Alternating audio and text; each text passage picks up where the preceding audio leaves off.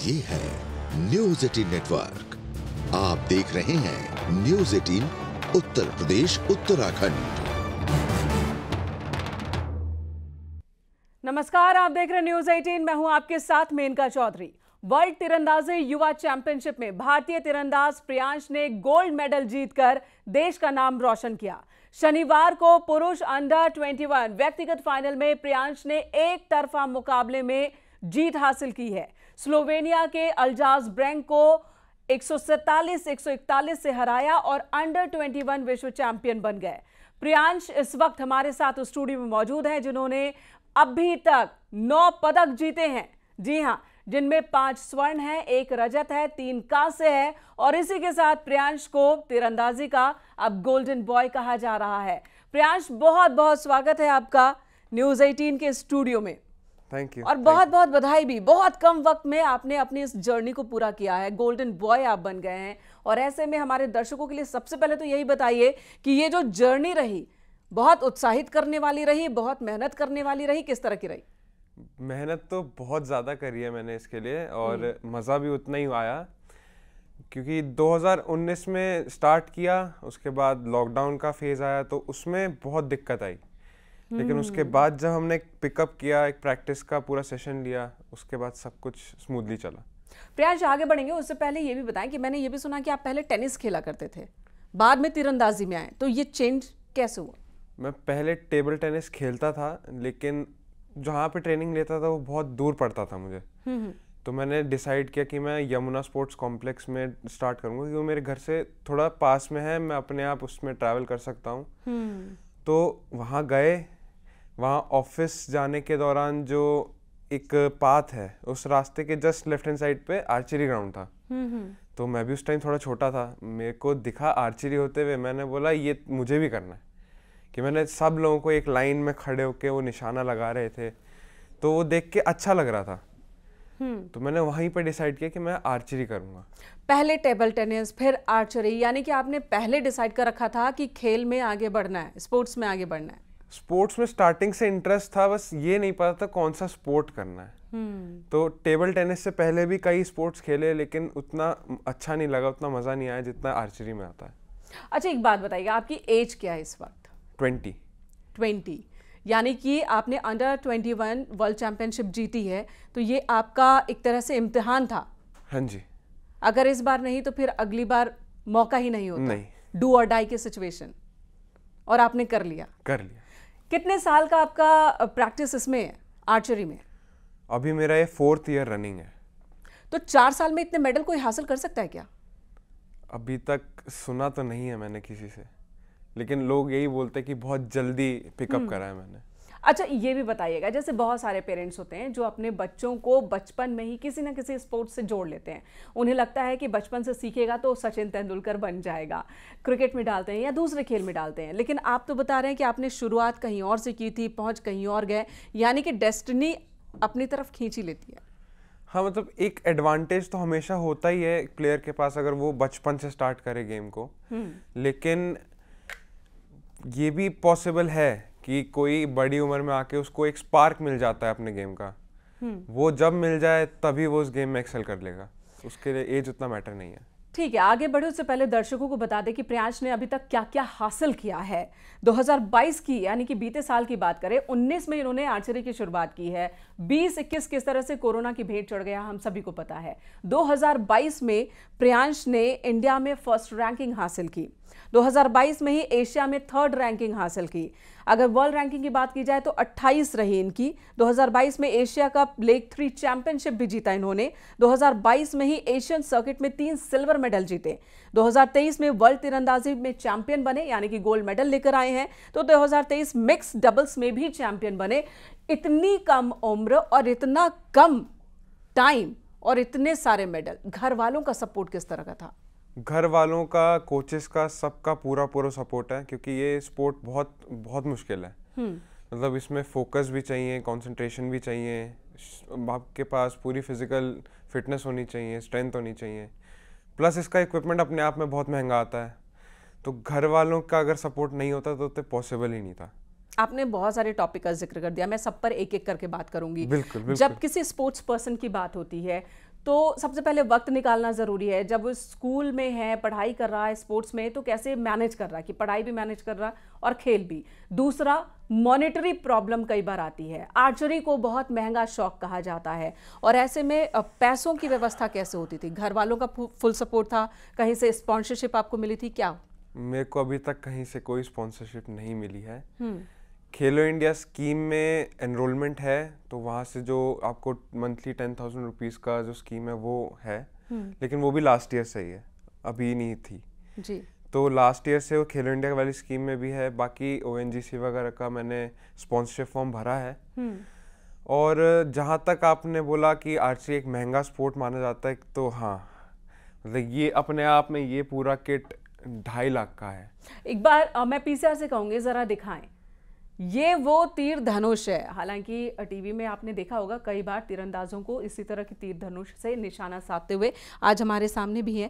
ये बहुत ही टेक्निकल सा है, जरा एक्सप्लेन कर पाएंगे? आपने बताया 2.5 लाख का है ये। हाँ, ये किट 2.5 लाख पूरा सेट इसका 2.5 लाख का। तो मतलब हर एक चीज़ की छोटी से छोटी चीज़ अपने इंडिविजुअल प्राइस में है, लेकिन आप सब कुछ जब कंबाइन कर देते हैं तो बिगनर्स का जो भी होता है वो 2.5 लाख से स्टार्ट हो जाता है। आप एक बार ये उठाकर दिखा सकेंगे कि किस तरह से आप इसको निशाना साधते हैं, कैसे पकड़ते हैं? हाँ जी, बिल्कुल, प्लीज।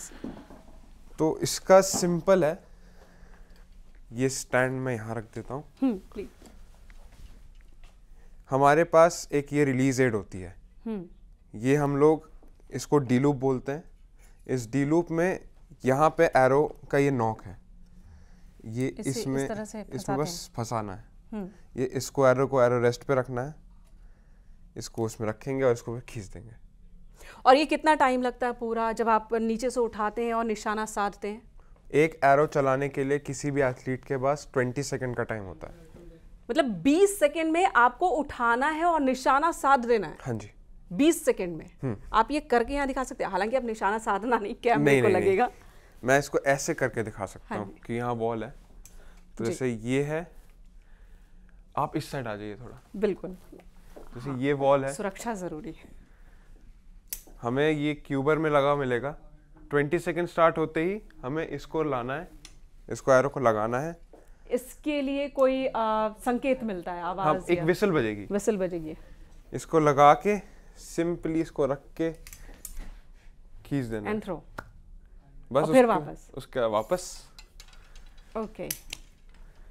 तो ये 2.5 लाख के किट है आपने बताया। और सभी के लिए कम से कम कितने किट की जरूरत होती होगी? कई बार होता होगा कुछ खराबी आ गई हाँ, तो... जो प्रोफेशनल आर्चर होते हैं जैसे कि मैं और कोई भी और आर्चर है, तो वो 2 सेट लेके चलता है अपने साथ, क्योंकि कभी भी कोई भी दिक्कत आ सकती है। कोई फॉल्ट आ गई या कुछ हुआ तो हम हर चीज का 2 सेट रखते हैं।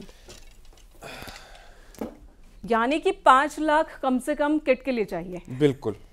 उसके बाद मेंटेनेंस, मंथली मेंटेनेंस, मतलब हम लोग को तो बहुत कुछ लेना पड़ता है। तो हम लोग कभी भी अगर हम प्राइस साल भर का देखेंगे तो वो भी 1.5 लाख से कम का तो नहीं होगा। और उसमें भी होता है कि जिस तरह से आप हायर रैंक पर जाते हैं, आप नेशनल, इंटरनेशनल, ओलंपिक, अलग अलग धनुष होते हैं? नहीं, मतलब आप कंपाउंड, एक तरीके से आर्चरी में 3 कैटेगरीज हैं।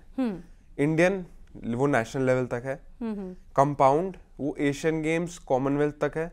और रिकर्व, वो ओलंपिक्स तक है। लेकिन उससे नीचे सारे, मतलब इंडियन सिर्फ नेशनल्स तक आप खेल सकते हैं, उसके बाहर इसका कोई कंपटीशन नहीं है। लेकिन कंपाउंड और रिकर्व के एक ही है कि रिकर्व सिर्फ ओलंपिक में है, कंपाउंड ओलंपिक को छोड़ के बाकी सब में। ये आपने कैटेगरी धनुष के बताया? ये धनुष कैटेगरी का। हाँ जी। ओके, अच्छा चलिए अब पढ़ाई की भी थोड़ी बात कर लें। पढ़ाई और गेम में बैलेंस कैसे करते हैं, या ज्यादा वक्त आपने गेम को दिया है? देखा जाए तो जब मैंने गेम स्टार्ट किया था तो मेरा 12th था।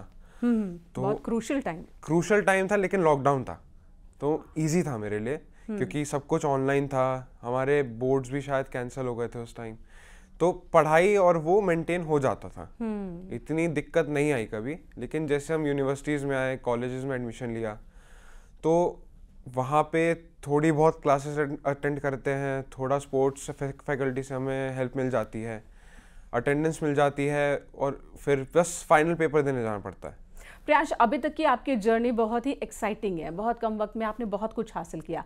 आगे अपने लिए क्या देख रहे हैं और ये पाथ किस तरह से बनता देख रहे हैं? अभी तो फिलहाल मेरा एक गोल था कि यूथ का चैंपियन बनना है, क्योंकि लास्ट ईयर है यूथ का, तो यूथ के चैंपियनशिप क्लियर कर लिया। अब सीनियर की तैयारी करेंगे, उसके बाद senior world cups, world championships, Asian games, इन सब की प्रिपरेशन अब स्टार्ट कर देंगे। प्रियांश, उस बारे में भी बताएं कि आपने स्टेट खेला नहीं और सीधे आपने नेशनल खेला, इंटरनेशनल खेला, ये कैसे हुआ? जब मैंने आर्चरी स्टार्ट करी थी तब जैसा मैंने आपको बताया कि लॉकडाउन लग गया था, तो कोई भी स्टेट टूर्नामेंट्स वगैरह कुछ नहीं हो रहे थे।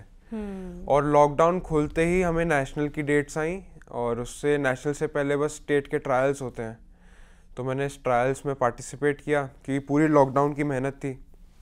लॉकडाउन में मैं अपने घर पे प्रैक्टिस करता था 10 मीटर्स, और उसके बाद एक स्कूल में बात करके हमने 50 मीटर्स का अरेंजमेंट किया, तो वहाँ पूरी मेहनत करी थी। इसलिए सर ने मेरे कोच से बोला कि आप ट्रायल दीजिए। हमने ट्रायल दिए, ट्रायल में 4 बच्चे जाते हैं, मेरी 2nd रैंक बनी, वहाँ से सीधा नेशनल चले गए।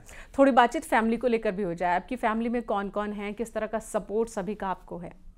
मेरी फैमिली में मैं, मेरी मम्मी और मेरे पापा हैं, और मेरे सारी मॉनेटरी जो भी मेरे को ज़रूरत होती है, सपोर्ट होती है, वो वही पूरी करते हैं। आप कैसे कर पाते हैं? मम्मी पापा ने कहा नहीं कि बेटा पहले टेबल टेनिस खेला, उससे पहले कुछ और खेला, अब तुम कह रहे हो कि तीरंदाजी करनी है, तो ये बार बार बदल क्यों रहे हो? तो कभी क्रिटिसाइज भी हुए, कभी जज भी किए गए, या जो कहा वो पूरा हो गया? मतलब स्टार्टिंग में वही, उनको भी उसका इक्विपमेंट का प्राइस देख के ही लगा कि क्यों करना है, टेबल टेनिस कर लो, लेकिन फिर उन्होंने बोला कि एक बार ट्राई करके देख लेंगे। फिर वहाँ पे उन्होंने सुना कि पहले 3 महीने वो ट्राई करते हैं बच्चों को कि वो कर भी पाएंगे कि नहीं। तो इन 3 महीनों में क्या ये किट की जरूरत नहीं होती है? नहीं, इस किट की जरूरत नहीं होती। फिर वो कैसे होता है? उसमें वो आपकी फिजिकल फिटनेस पे ध्यान देते हैं, आपका मेंटल देखते हैं कि आप कितने स्ट्रांग हैं, वो आपको फिजिकली ट्रेन करेंगे, आपको टेक्निक सिखाएंगे। तो टेक्निक सिखाने के लिए रबर बैंड आते हैं, जिसको थेरा बैंड बोलते हैं, तो उस थेरा बैंड को हम खींच के देखते हैं, जैसे मैंने इसको यहाँ पे खींचा, मसल्स में कितना पावर है। तो उसके बाद थोड़ा जिम, थोड़ा वर्कआउट, 3 महीने के बाद वो आपको अपनी तरफ से इक्विपमेंट देंगे कि आप इसको ट्राई करो। अगर आपसे हो रहा होगा तो वो आपको बोलेंगे कि आप नया परचेज कर लो अपना खुद का जी। लेकिन अगर वो नहीं होगा तो आपको क्लियरली बोल देंगे कि आप मत लो, क्योंकि बहुत महंगा है। ये बहुत बड़ी और बहुत ही महत्वपूर्ण बात बताई प्रियांश ने यहाँ पर कि अगर कोई और बच्चा है जो तीरंदाजी करना चाहता है या इस तरह शूटिंग करना चाहता है और महंगे खर्च की वजह से पीछे हट रहा हो परिवार, तो वो एक बार कदम आगे ज़रूर बढ़ाएं और उसके बाद सिल्वर और गोल्ड की तो झड़ियाँ लगी जाएंगी अगर टैलेंट हुआ तो। प्रियांश, आप ऐसा कह रहे हैं? क्योंकि यूथ है, यूथ को किस तरह से आप मोटिवेट करेंगे? सिंपल सा कॉन्सेप्ट है, जो मन में आ रहा है, जो आपको ठीक लग रहा है वो आप ज़रूर करें। क्या पता आपको क्या अपना स्पार्क कहाँ मिल जाए, कुछ नहीं कह सकते।